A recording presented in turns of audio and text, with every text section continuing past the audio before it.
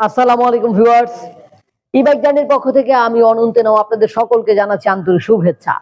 Viewers, আজকে আমি আপনাদের জন্য নিয়ে এসেছি জার্নি পিকক।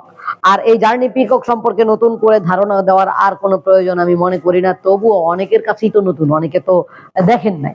আবার অনেকে দেখেছেন কিন্তু এখনো সিদ্ধান্ত নিতে পারেন নাই গাড়িটা কিনবেন কিনা।